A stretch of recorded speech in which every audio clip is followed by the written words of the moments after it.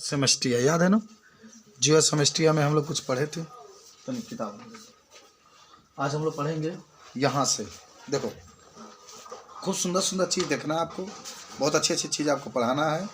जीवन वृत्त विभिन्नता, जीवन वृत्त विभिन्नता, जीवन वृत्त विभिन्नता।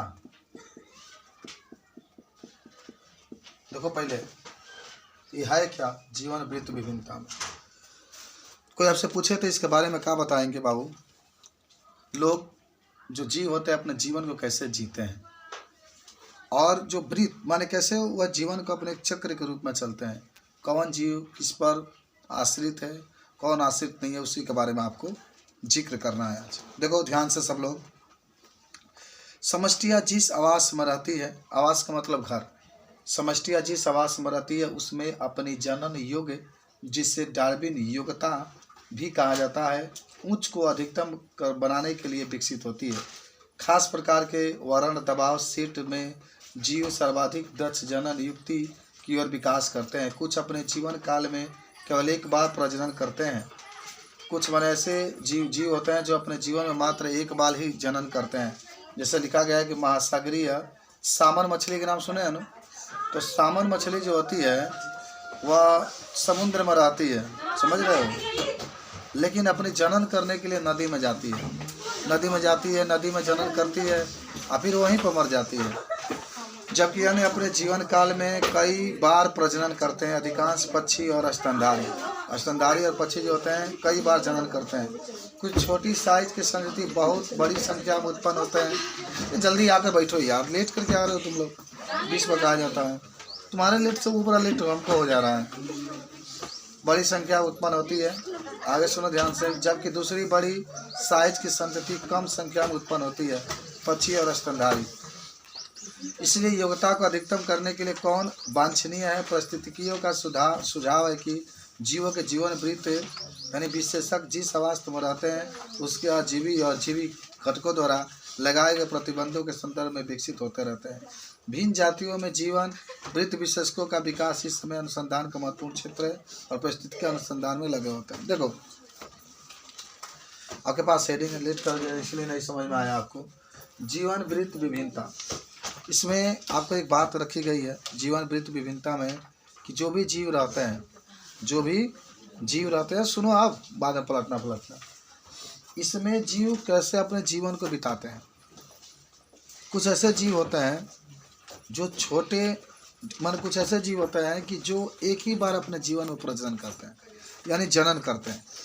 जैसे सामन, एक मछली का नाम याद रखो तुम लोग, वह समुद्र में पाई जाती है। सामन जो मछली है और अपने ज़िंदगी में वह एक बार ही जनन करती है। सामन मछली समुद्र में रहती है और जनन करने के लिए वो नदी में चली जाती है। नदी में क्या होती है, चली जाती है और नदी में अपने बच्चों को जन्म देती है और फिर वहीं पर मर जाती है। उसके जो बच्चे होते हैं जो बड़े हो जाते हैं तो फिर उस नदी में से समुद्र में आ जाते हैं और फिर समुद्र में अपने जीवन को क्या करते हैं, बिताते हैं। किसी का तुम लोग और इधर आके बैठो कि सामने ब्लैक बोर्ड दिखाई देगा। तो इसी को हम लोग कहते हैं जीवन वृत्त विभिन्नता। माने कितना अलग है। देखो सामन मछली का आपने कहा कि एक ही बार अपने जीवन में जनन करती है, समुद्र में रहती है और जनन करने के लिए नदी में जाती है और नदी में जब जाती है तो वहीं पर उसकी क्या होती है, जनन करने के बाद बच्चा उत्पन्न करने के बाद वहीं पर मर जाती है। फिर उसके जो बच्चे होते हैं बाद में समुद्र में आते हैं। कुछ ऐसे भी जीव होते हैं जो कई बार क्या करते हैं, जनन करते हैं, कई बार जनन करते हैं। जैसे मनुष्य होगा, चाहे पक्षियाँ हुई, पक्षियाँ देखिए कितना अंडे देती हैं, लगातार अंडे देती रहती है। मनुष्य भी कई बार जनन करता है। ये भी जीवन वृत्त विभिन्नता में आता है। देखो विभिन्नता आ गई ना। बहुत ऐसे जीव होते हैं जो एक ही बार जनन करता है। अभी सामन मछली का मैंने उदाहरण बताया। और कुछ ऐसे जीव होते हैं जो कई बार जनन करते हैं, जैसे मनुष्य हुआ। कुछ और बातें इसमें देखो। कुछ ऐसे भी जीव होते हैं जो बहुत कम संख्या में, जो बड़े जीव होते हैं बहुत कम संख्या में जीव को उत्पन्न करते हैं, माने संतति को उत्पन्न करते हैं। जैसे मनुष्य हुआ, हाथी हुआ, 1, 2, 4 बच्चे ही पैदा करते हैं। और कुछ ऐसे जीव होते हैं जो बहुत अधिक संख्या में संतति को पैदा करते हैं। तो छोटे संख्या में बहुत अधिक होते हैं। ठीक है, तब छापो तुम लोग, सब समझाने की तो बात नहीं है। जब क्या मत है कहाँ लेट कर हो जाते हो, 2 बजे कर लो तब। सुबह 11 वाले पढ़ेंगे, बात खत्म हो जाती है। चलो लिखो इसमें, पृथ्वी पर उपस्थित जीवों में 7:10 से पढ़ा हो तभी लेट करके आए, 7:20 पे पढ़ा हो तभी लेट करके आए, 7 बजे पढ़ा हो तभी लेट करके आए। कब बजे राजकुमार बताओ, कब बजे टाइम फिक्स हो गया होगा? टाइम से बताओ तो टाइम नहीं मालूम, करना तो होगा 7:20 पर। अरे बच्चे क्यों ना आ गए? तो जीव उपस्थित जीवों में बहुत अधिक, तुम्हारे वजह से ना वो क्या है, छोड़ दिया हम भी नहीं समझाएंगे, लिखो छापो। बहुत अधिक विभिन्नता पाई जाती है। 12 में पढ़ते हो, तुमको तो 7 बजे यहाँ पहुँच जाना चाहिए। बहुत अधिक विभिन्नता पाई जाती है। कुछ ऐसे जीव होते हैं जो अपने जीवन में एक ही बार जनन करते हैं। कुछ ऐसे जीव होते हैं जो अपने जीवन में केवल एक ही बार जनन करते हैं, एक ही बार जनन करते हैं। जैसे सामन कहा जाएगा, सामन एक मछली के नाम है जो अपने जीवन में एक ही बार जनन करता है। कुछ ऐसे जीव होते हैं जो कई बार जनन करते हैं। उदाहरण लिख सकते हैं मनुष्य और पक्षियाँ, मनुष्य और पक्षी। ये सब जीवन वृत्त विभिन्नताएं हैं, उनके जीवन के वृत्त के विभिन्नताएं हैं। नेक्स्ट लिख लो। कहाँ लेट करके आ रहे भाई दोनों आदमी आप लोग?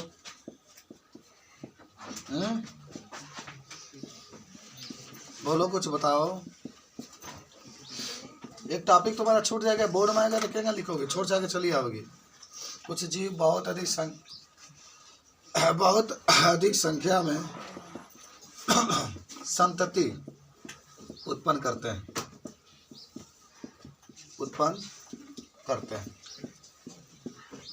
ये छोटे होते हैं, जैसे मछली लिख सकते हैं, मछली। मेढक भी आप लिख सकते हैं। कुछ जंतु बहुत कम संख्या में संतति उत्पन्न करते हैं।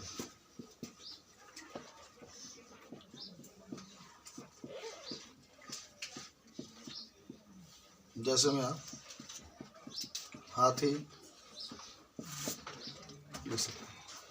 ये पूरी प्रक्रिया जो मैंने आपको बताया, यही जीवन वृत्त विभिन्नताएं होती है। पृथ्वी पर उपस्थित जितने भी जीव होते हैं इसमें अलग अलग विभिन्नताएं होती है। कोई जीव अधिक संख्या वाले संतति को उत्पन्न करता था। अब आओ थोड़ा सा और उधर चले जाए, दूसरा लड़के को दिखाई नहीं देगा, एक बार कहीं आ जाओ। चलो निकलो जल्दी से। देखो आज आपका टाइम टेबल निकलने वाला है, मालूम है ना? समष्टि पारस्परिक क्रियाएं का मतलब क्या होता है? देखो अब यही में 2 चीज हम लोग देखेंगे, ठीक है ना? कि जो पारस्परिक क्रियाएं होती है, माने जहाँ हम लोग रहते हैं तो एक दूसरे से कैसे क्रियाएं करते हैं, कैसे लड़ाई करते हैं जीवित रहने के लिए। देखते हैं ना, मान लो कि अगर 100 कुत्ता हैं, अगर एक रोटी फेंक दोगे तो आपस में लड़ने लगते हैं। तो उसको कहते हैं हम लोग अंतरजातीय स्पर्धा। अंतरजातीय का मतलब एक ही जात के बीच में जब लड़ाई होती है किसी वस्तु को प्राप्त करने के लिए, तो उसे अंतरजातीय स्पर्धा कहते हैं।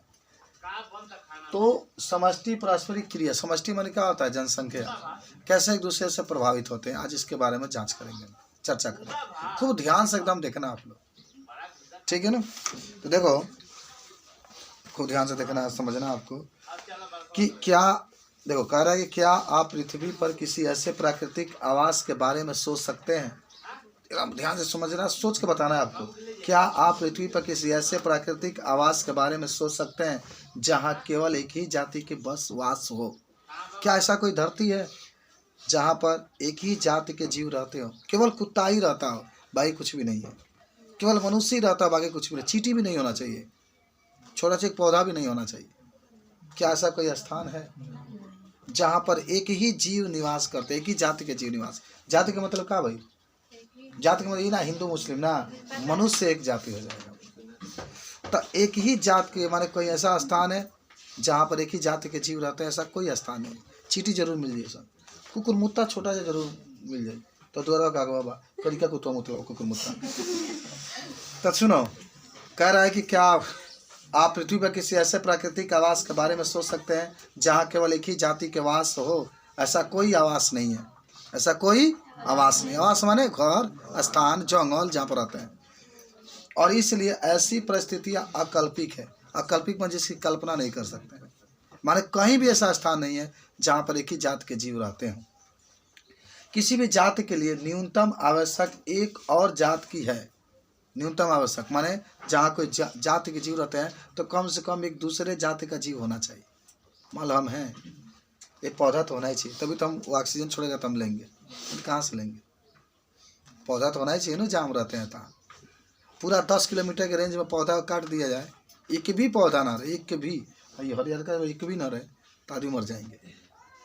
कहाँ गाँव में जितने भी लोग थे कोरोना काल में हुआ, कहाँ कोई मर रहा था, 2-4 लोग मरे थे, बात समझ रहे हैं। शहरों में धड़ाधड़ लोग मर रहे थे। आज भी देखो दिल्ली में 20,000 30,000 केस आता है, मुंबई में 50,000 60,000 केस आता है। कहाँ है वो, जो जंगल नहीं है, सब साफ हो गया। इतना घनी आबादी है कि मत पूछो। हमारे यहाँ किसी को कोरोना नहीं मिलेंगे आपको।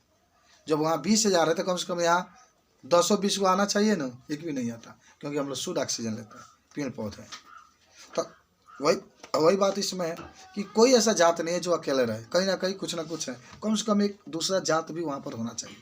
जैसे आप लोग कुत्ता को साथ रखते हैं, नहीं रखते हैं, बिल्ली को तुम्हारे साथ रखती है, वो कहते कि तुम्हारी मम्मी को बहन है, मौसी कहते हैं बिल्ली को। तो कम से कम एक और जात की आवश्यकता होती है जिसको वह भोजन के रूप में ले सके, जिसको भोजन के रूप में, मान लो आलू है, आलू खाते हो, चाहे प्याज खाते हो, चाहे लहसुन खाते हो, चाहे माने मान लो कि जो भी खाते हो, मुर्गा के गोश्त, मुर्गी के गोश्त, बकरा के, खसू के, कौआ के, कबूतर के, तो ये सब का है। कोई दूसरा जीव है ना, कम से कम एक जीव होना चाहिए जिसका प्रयोग आप भोजन के रूप में कर सकें। आगे सुनो, पादप जाति भी जो अपना आहार स्वयं बनाती है, अकेले जीवित नहीं रह सकती। आहार स्वयं नहीं बनाती है पादप, प्रकाश संश्लेषण की प्रक्रिया से अपना भोजन स्वयं बना लेते हैं ना, वो अकेले नहीं जीवित रह सकती। क्यों मालूम है, कहाँ से मिलेगा उसको, जो पौधे हैं आखिर उसको कार्बन डाइऑक्साइड मिलेगा कहाँ से, हम लोग छोड़ते हैं तभी तो ग्रहण करते हैं पौधे, तो वह भी अकेले नहीं रह पाएंगे। खाली पौधे लगा दो और सब जंतु को मुआ दो, मार दो, शेर को मार दो, सबको मुआ दो, मौसा मौसी जितना बार सब जाने खत्म कर दो, एक को जंतु नहीं लोग, बिलार, सियार, खेकर, खरगोश, बनमुर्गी, बनमुर्गा सब खत्म कर दो तो पौधे भी सूख जाएंगे, कार्बन डाइऑक्साइड मिलेगा ही नहीं उसको।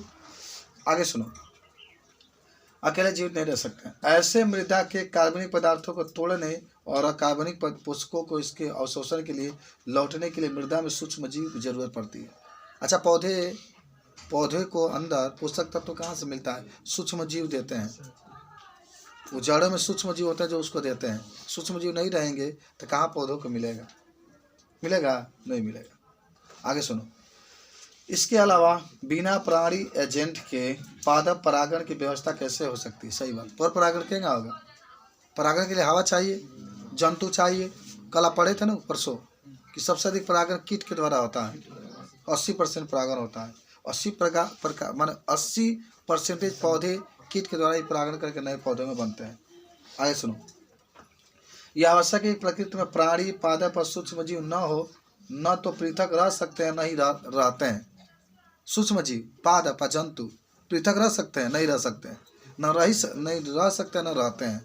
सब एक साथ मिलजुल कर रहते हैं, बल्कि जैव समुदाय बनाने के लिए विभिन्न तरीकों से परस्पर क्रिया करते रहते हैं। न्यूनतम समुदायों में भी अनेक परस्पर क्रियाएं क्रियाशील अनुबंधताएं होती है, हालांकि सभी बंधताएं आसानी से दिखाई नहीं देती। अब चींटी है और हमारे बीच में क्या संपर्क है, आप उसको आसानी से नहीं देख सकते हैं। बहुत गहराई पूर्वक उसका अध्ययन करेंगे, खूब पढ़ेंगे, खूब देखेंगे कि चींटी और हमारे बीच में क्या संबंध है, तब आपको पता चलेगा।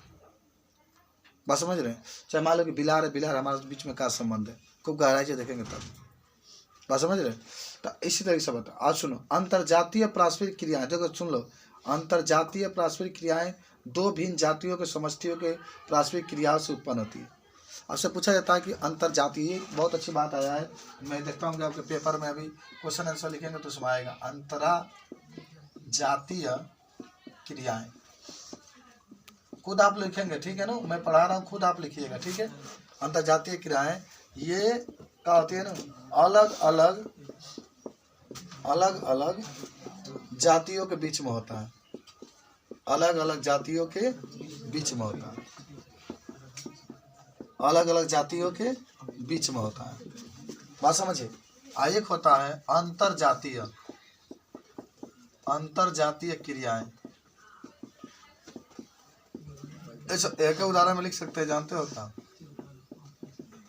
लिख सकते हो खरगोश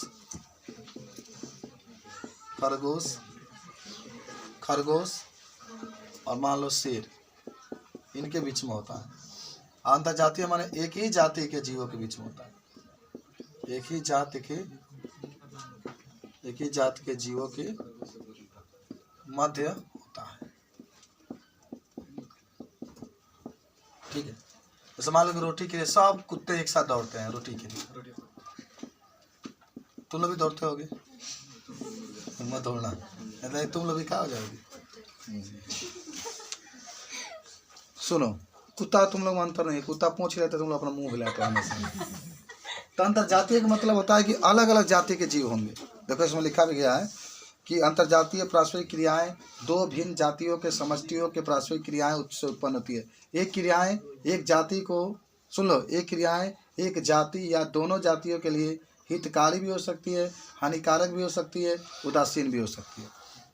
हितकारी का मतलब जिसको लाभ होता है, हम हैं और बकरी हमको मिली, उसको काट कर खा लिए तो हमको तो लाभ हुआ।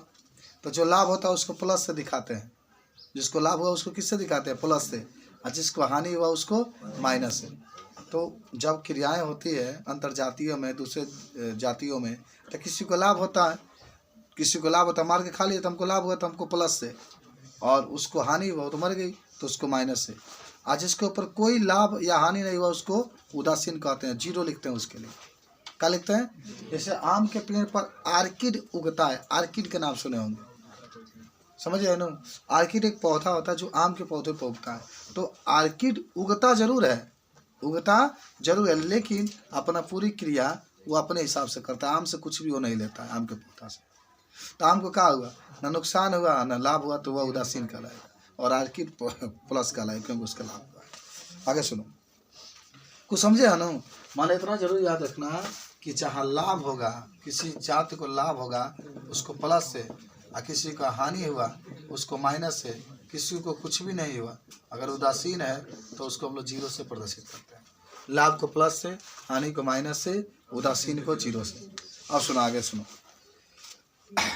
आगे ही कह रहा है, हाँ देखो, लाभदायक पारस्परिक क्रियाओं के लिए प्लस चिन्ह, देखो प्लस चिन्ह कह रहे हैं ना, हानिकारक के लिए माइनस चिन्ह और उदासीन के लिए जीरो चिन्ह को से दर्शाते हैं। आइए अंतरजातीय पारस्परिक क्रियाओं के सभी संभावित परिणामों पर विचार करें सारणी 13.1 में। सब लोगों के पास सारणी है ना? किताब तो हैगा ही है, क्या? इस सारणी के बारे में हम जा रहे हैं बताने के लिए, मिटा देना, लिख लोगे ना सब लोग। अंतरजातीय क्या होता है? अंतर का मतलब होता है अलग अलग जाति, अंतर का मतलब होता है एक ही जाति के जीवों के बीच में। तो देखो ध्यान से, इधर लिखा है जातीय, और ये सब अंतर जातीय की बात कर रहा है, अंतरा जातीय क्रियाएं। अंतर का मतलब क्या होता है? अंतर का मतलब होता है अंतरा सिंह प्रियंका, अंतर का मतलब होता है कि अलग अलग जाति के जीव आपके हैं। तो जाति ए है, जाति अ है, और है जाति का है, ब है। एकदम एक टेबल समझ लो, तुम लोग आगे जितना पढ़ाएंगे सब टेबल पर आधारित बा। पारस्परिक क्रिया का नाम, पारस्परिक पारस्परिक क्रिया का नाम, क्रिया का नाम, पारस्परिक क्रिया का नाम। आपके सर पढ़ाएंगे तो खूब अच्छा आपको लगेगा, खूब अच्छा पढ़ा देते हैं आपको। देखो जाति ए को लाभ हुआ, मान लो दो जात है, सपोज डेट एक खरगोश एक शेर है, खरगोश को भी लाभ हुआ, नहीं ऐसे मान लिखे जिसको दोनों का लाभ हो, तो कह रहा है कि इसमें जाति ए और जाति ब, एक प्लस का दिखा रहा है, प्लस दोनों में क्या दिखा रहा है कि जाति जो अ है उसको भी लाभ हुआ प्लस वाला, और जो ब है उसको भी लाभ हुआ। जब दोनों जातियों को लाभ होता है तो इसी को कहते हैं सहोपकारिता, सहोपकारिता, सहोपकारिता। आज याद कर लो, प्लस के मतलब होता है कि जाति अ जो है उसको भी लाभ हुआ, जाति ब है उसको भी क्या हुआ, लाभ हुआ। और जब दोनों जातियों को क्या होता है, लाभ होता है, तो इसी को हम लोग क्या कहते हैं, सहोपकारिता। क्या कहते हैं इसको, सहोपकारिता। ठीक है, मान लो जाति अ को हानि हुआ है और जाति ब को भी हानि हुआ है, तो दोनों का हानि हुआ। हानि कब होगा, हम लोग मान लो हानि कब होता है दोनों को, मान लो दो शेर आपस में लड़े, वह शेर उसको घायल कर दिया, वह शेर उसको घायल कर दिया, वो भी मर गया वो भी मर गया, तो दोनों का हानि हुआ ना। तो जब दोनों का हानि होता है तो इसको स्पर्धा कहते हैं, लड़ाई। क्या कहता है, स्पर्धा का मतलब लड़ाई। लड़ाई कौन करता है मालूम, जो कमजोर होते हैं, जो कमजोर होते हैं वही लड़ाई करते हैं, जो मजबूत होते हैं वो लड़ाई नहीं करते हैं। मजबूत होते हैं इसलिए लड़ाई नहीं करते हैं क्योंकि मजबूत है, उनको लड़ाई से कोई मतलब है नहीं है। जो कमजोर होता है अपने ताकत को दिखाता है कि हमारे लगे हथने बाइक से आगे कुछ नहीं किया, लड़ाई कर सकते हैं। समझ रहे बात को, लड़ाई में दोनों को नुकसान होता है। लड़ाई में किसको होता है, हम तुमको मारे तुम हमको मारे, तू झापड़ हम तुमको तू झापड़ मारे, तुम्हारा भी गाल का दांत नीचे धस जाएगा, हमारा भी धस जाएगा, तुमको भी चोट लगा हमको भी चोट लगा, तुमको उठा हम पटके तुम मुझको पटको, तो दोनों चीजें में हानि हो रही है। ये तो रहेगा तू हमारे का मार देगा हम तरह के छोड़ दें, दोपहर जो मारा नाका फोड़ देंगे, लगभग पोटा ऊपर बात फेंके, तो ये होता है। तो दोनों का जब हानि होती है तो उसको क्या कहते हैं, स्पर्धा कहते हैं। अब सुना, जब एक को लाभ हुआ एक को हानि हुआ, एक को लाभ हुआ और एक को हानि हुआ, इसको हम लोग क्या कहते हैं, परभक्षण, परभक्षण, परभक्षण। मान लो बकरी है उसको आप खा गए, खाती नहीं, मीट नहीं खाती है बकरी, अच्छा बकरी नहीं खाती मीट खाती है, तो आप जो खाए तो आपको तो लाभ हुआ, आपको क्या हुआ, लाभ हुआ कि आपने खा लिया और आपने किसी को क्या किया, भौंच लिया माने खा लिया बकरी को। एक को लाभ होता है एक हानि होता है, तो इसको क्या कहते हैं, परभक्षण। ठीक है, क्या कहेंगे, परभक्षण। एक को लाभ हुआ एक को हानि हुआ, इसको हम लोग क्या कहते हैं, परजीविता। देखो आगे सब किताबों में हेडिंग बना ला बारी बारी, परजीविता। केचुआ का नाम सुने हो, केचुआ हमारे शरीर के अंदर रहता है ना, तो उसको लाभ होता है, हमको हानि होता है। जितना खाएंगे सब वही चूस लेगा। माता ममता के मलाई देती है खाने के लिए, पनीर देती है, काका नहीं खिलाती है कि हमारे लड़की मोटा जाए, और केचुआ बहुत चूसे खाओ, तो चूसवावत ले लो तो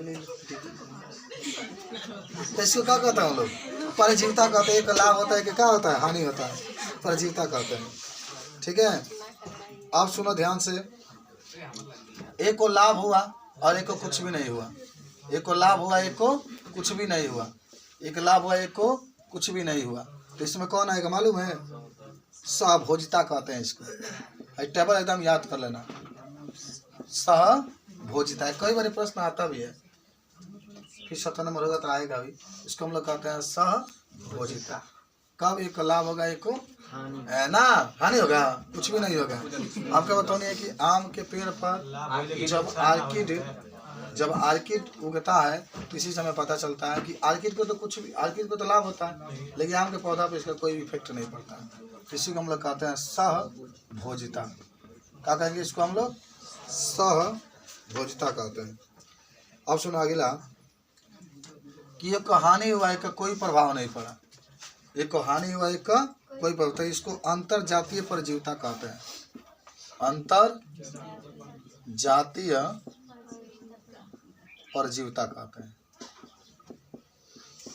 मान लो दो एक ही जात के हैं और रोटी के लिए मारामारी किए, रोटी के लिए क्या किए, मारामारी किए, तो रोटी के लिए जो मारामारी किए तो एक मर गया उसमें, एक जी रहा है, तो जो जी रहा है वो जी रहा है, उसका कोई प्रभाव नहीं पे, जो मर गया वो क्या हो गया माइनस।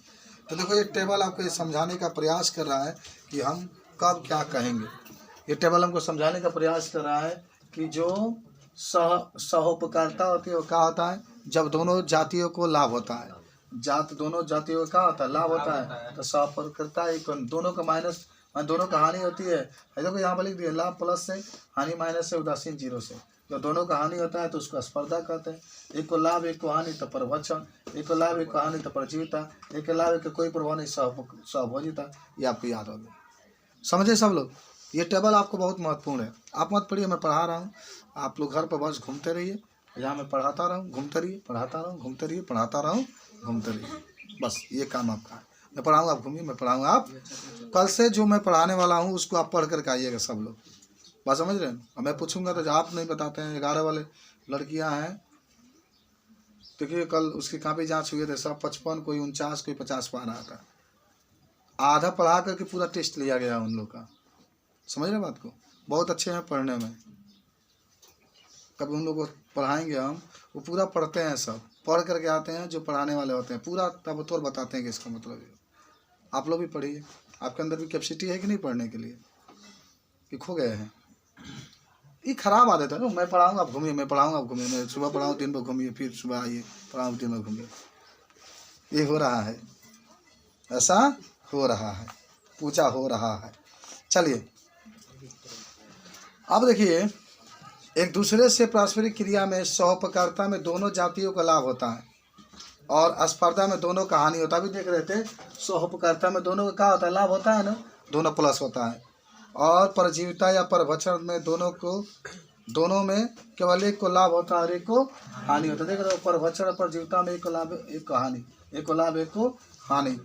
आगे सुनो, क्रमशः परजीवी और परभक्षी और पारस्परिक क्रिया दूसरे जाति के लिए हानिकारक होता है। ऐसी पारस्परिक क्रिया जिनमें एक जाति को लाभ होता है और दूसरे को न तो लाभ होता है न हानि होता है। देख रहे हो, एक को लाभ हुआ और दूसरे का न तो लाभ हुआ न तो हानि हुआ, तो इसको हम लोग क्या कहते हैं, तो इसको सहभोजिता कहते हैं। और दूसरी ओर अंतर जातीय परजीविता में एक जाति को हानि होती है जबकि दूसरे जाति को अप्रभावित रहता है। तो परभक्षण, परजीविता या सहभोजिता, इन तीनों की एक साझा विशेषता है। पारस्परिक क्रिया करने वाले जातीय निकटता के साथ साथ रहते हैं। बोलो कोई दिक्कत है आपको? सब लोग अगर इसके बारे में कोई पूछे तो बताने का प्रयास करोगे ना, तो तनी प्रश्न लिख लो, सब पर आप तो लिख लीजिए।